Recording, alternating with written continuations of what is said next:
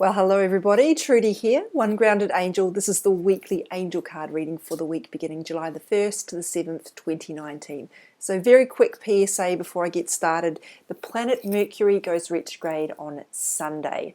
Panic! Don't panic, actually. I'm a big advocate, and I've talked about this many times.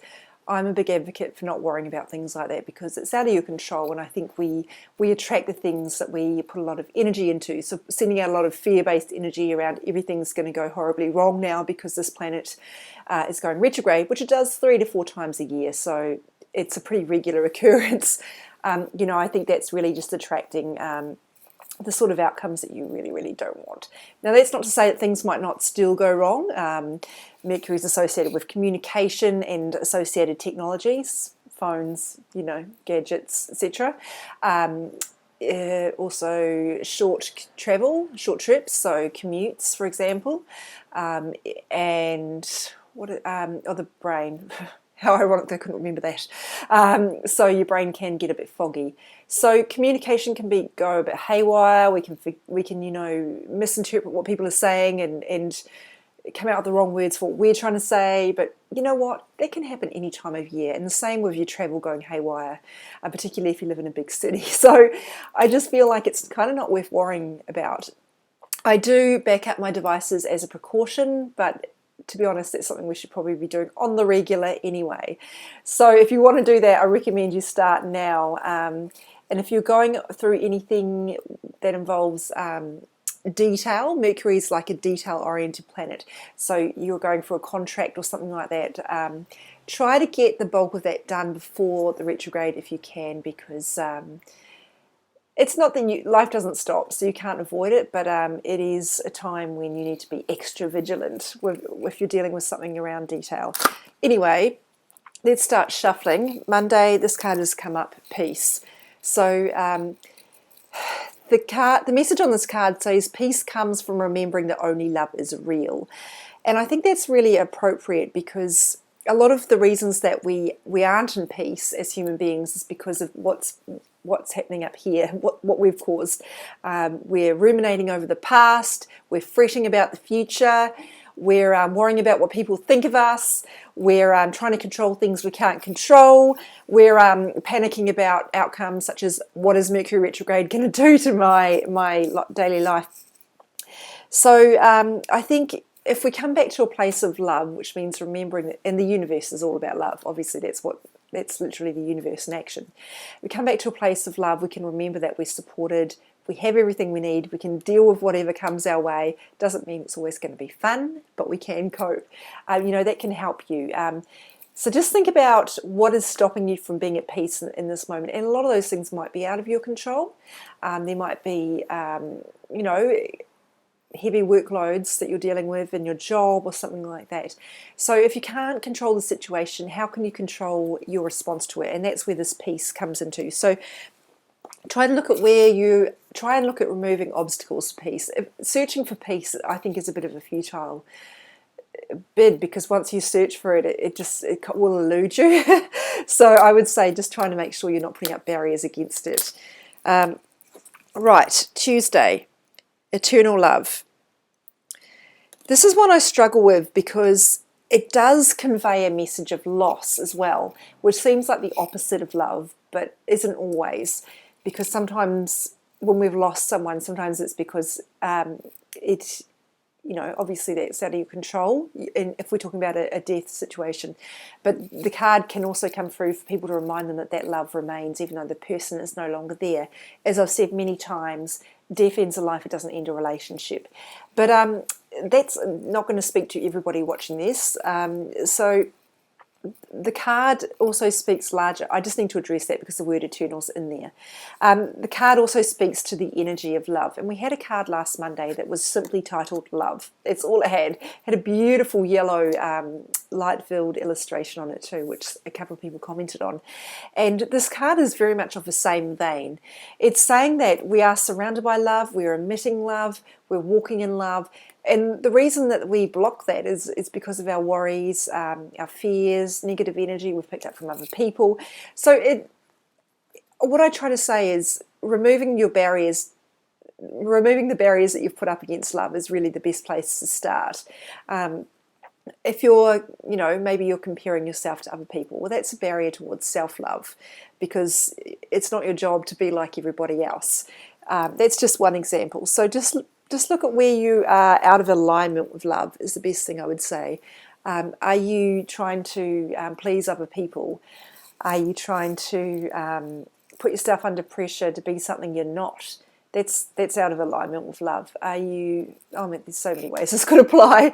Are you trying to tolerate bad behaviour that everything in your body is saying this is not acceptable, but you don't want to upset the other person, you don't want to seem mean by leaving. I don't need to remind you in that example that putting up with bad behaviour is not a nice thing to do, and you're not doing the person or yourself any favours at all. I think it's also about safety. That's a big theme, I think, with this card as well. Some of us don't feel safe in the world, which can manifest in many different ways. We don't feel safe to be ourselves, so we try to become part of the mainstream to pretend we're something we're not, or we try to hold on to things that aren't right for us, friendships or relationships, or we seek other people's approval. So it all comes down to safety, which is really the base of so much of my energy healing work, is helping address where people don't feel safe. Because as I mentioned, when you don't feel safe, you do tend to make decisions that don't really serve you. And that's certainly been the case in my own life. Anyway, now that I've kept that suitably vague, let's move on to Wednesday. Now, if you're wondering about my voice, I am quite congested with sinus, but hopefully it's not too unpleasant to listen to. No worse than my regular crazy accent, hopefully. So Wednesday, we've got higher education here. So there are a couple of ways to look at this. The first is obviously literal. If you have felt called to do a course, a workshop, a seminar, some sort of training, maybe even formal tertiary training, whatever it is, go with it. And I'm also getting a message, some of you are being called to teach in some capacity. And this is really important. If that's you, you need to do it. You need to do it. Please don't think you're not ready. You'll figure it all out along the way. You're ready enough to get started.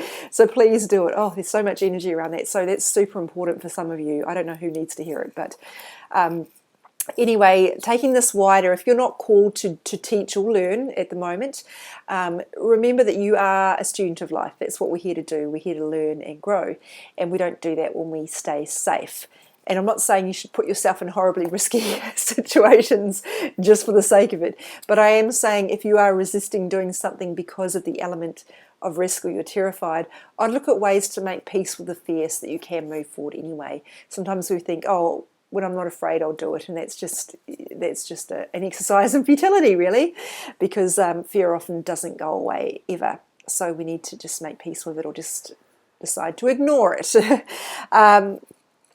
And remember, fear often shows up to show us that we're on the right track. If your ego is provoked because it wants to keep you safe, then great. That means you're doing something that's going to be worth it, or that is necessary for your growth. I know it's not easy, I should say, with that. So look at what you're going through as a learning opportunity. That's another really important way to look at this. So I know some of the things we go through are really crappy, and it's not really, I know for me, when somebody told me when I was struggling with something, well, this is a learning opportunity, I wanted to punch them in the face, because that's not what I wanted to hear. I don't think it's helpful right in that moment to think of it as a learning opportunity. I think it's more helpful it's something that comes with hindsight. But I would say that try not to back away from challenges to keep yourself safe, because you will then miss out on the learning opportunity. So what I'm saying is it's probably not going to bring you a lot of comfort. Maybe it will in hindsight, to stop you looking back with regret or ruminating over I shoulda, coulda, woulda, or whatever. But I'm saying if you are struggling, if you can bear it or hold space for the capacity that something good is going to come from that at some point, it may assist you a little bit. Instead of feeling like I'm being punished here, something good will come of it. There is a school of thought that when things are challenging or when you're struggling, it's the universe testing you. I personally do not believe the universe tests us. I believe it's often responding to what we're sending out. So it's also worth looking at whether you might be contributing to your situation in some way, perhaps by resisting what you know you need to do and hold on to something that's not right for you. An example for me would be when I knew a job was not right for me, and then I got made redundant and I tried to cling on. Instead of taking the obvious choice, which was, here's your out, the universe is getting you out of this situation, I chose to stay and tried to stay on and be angry at people and be resentful and just avoid the moment where I was going to have to look at what to do next. Very human response, but obviously didn't serve me. That didn't last very long. Eventually, obviously, I had to go in the end. But what I'm saying is, if you're not seeing the learning opportunity, it could be because there's something within you that needs to be resolved. Maybe the resistance is coming from you rather than from. Sometimes we blame the universe, and sometimes it's us. We're not recognizing the solution that's right in front of us because it doesn't fit what we had imagined. So Thursday, stand by your commitment. Commitment is a big, old, scary word to me. It used to make me feel very trapped. And that's something I've had to do a lot of healing around. So instead of going down the relationship route, which you could do if this speaks to you in terms of your relationship, maybe because you are struggling, you've got some commitment issues that are coming up, maybe some trust issues, I'd really encourage you to look at that and do some work around it, because the problems are not going to go away. In fact, they're going to keep coming at you till you do deal with it. But let's look at commitment in terms of what we invest in emotionally and energetically. So, for example, you might have made a commitment to yourself to adopt some sort of health regimen or healthy eating or something like that. If that has not worked out, look at whether you bit off more than you could chew, or why you were resisting sticking to that. Sometimes we try to do too much at once, and it's just not sustainable. Look at whether you didn't account for the fact that your emotional needs need to be addressed, the underlying causes for wherever the resistance was. And maybe it's just on a very basic level a call for you to return to those goals and to really commit to them again. Don't give up, really, is the underlying message of that card. So that will speak to different people in different ways, as will all my cards. Oh, goodness. Well, I just got told, didn't I? Thursday, start delegating. Green Tara is the deity, if you call her that, on here. This particular card deck is inspired by goddesses of multiple different disciplines or faith-based systems. And we've also got Cordelia here, go outside, who I believe is a Celtic deity. This is obviously an Eastern goddess. So Green Tara is all about the way we connect with others. So sometimes this comes up for people who are trying to do it all themselves. They want to be the strong one. I don't need help. I'm okay. I got this. But when you block people from helping you, you're blocking the flow of love. You're blocking the universe, because it works through people. So please reach out, get some help, and just connect with people. Even if you don't need help, just spending time with people and building up those networks is super important. We know that relationships take work and they need ongoing maintenance. So please make time for that, because they are so valuable. There's so much research coming out all the time about how being connected can buffer you against mental health conditions, against certain physical health complaints, particularly heart disease. So it's really important to be connected to people. We're not here to be alone. We're here to connect with other people. And Cordelia, go outside. We had this card on Sunday, or in another deck, a version of it. So again, you're being asked to get fresh air. Super important phrase on this card, because the fresh air might not be literal. It might be fresh air in terms of what you're looking at, your perspectives, getting fresh perspectives, new ideas, opening up to different ways of looking at things. Don't get stale is really what's going on here. And maybe those two cards marry together for you in terms of getting stale with trying to do everything on your own, instead of welcoming in people to help you out, or to provide you with a different avenue, different advice, guidance, or even collaborating together on something is maybe what you need. Anyway, you'll figure out how it speaks to you. Saturday? Yes, sorry, Saturday. I lost track. Ascended Masters. Now, people often get confused with angels because they think the angels are the people in their lives who have passed away. So those are not angels. Those are spirits, basically, of your loved ones. Angels have never walked on the earth, which means sometimes they give us guidance that isn't super easy to implement, which is why we need to be grounded. I talk about grounding a lot in terms of spending time outdoors, being near the ocean, because you can get all the guidance you like from the divine. If you're not grounded, you're not going to be able to integrate it and use it in a real world way.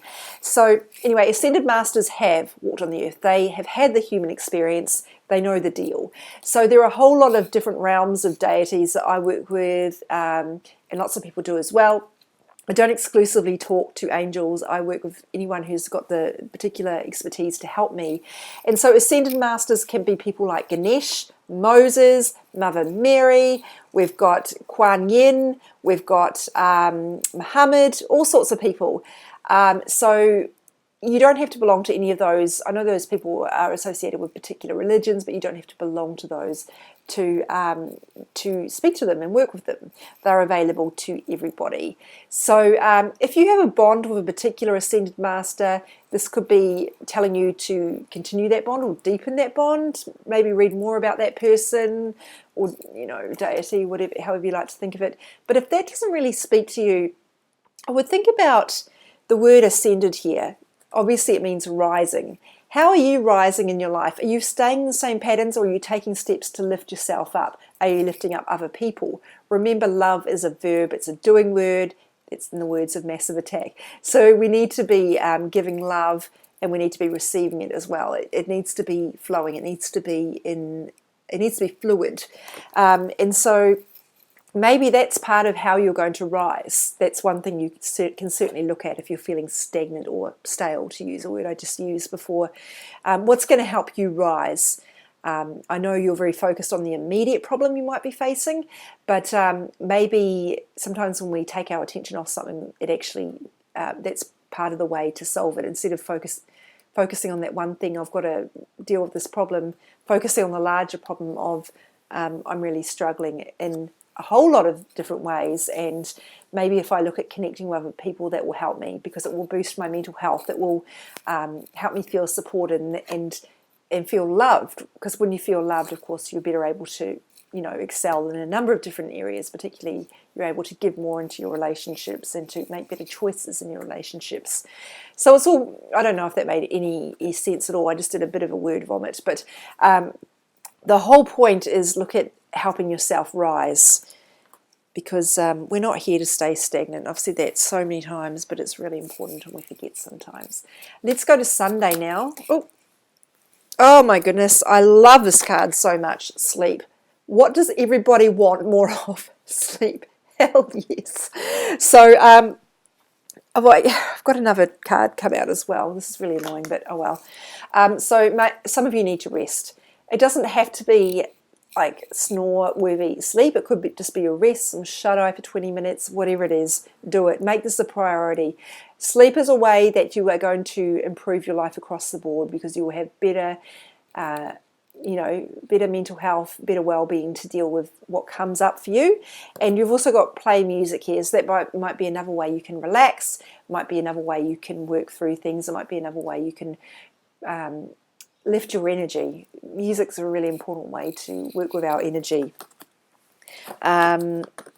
You might like to play music as well in terms of an instrument, if that's something you've been thinking about doing. That certainly has massive well-being benefits, and also it helps you be more present, because you've got to focus on the music and what you're doing.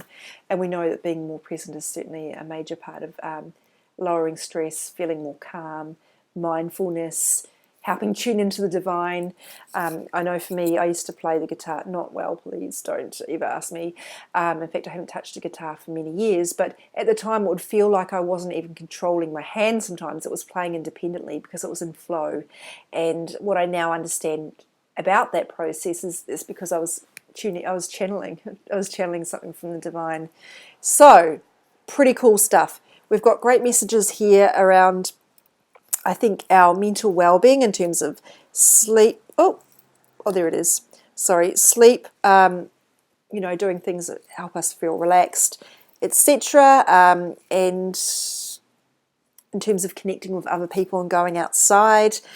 And also, I think mental health, again, in terms of peace, where we're blocking peace.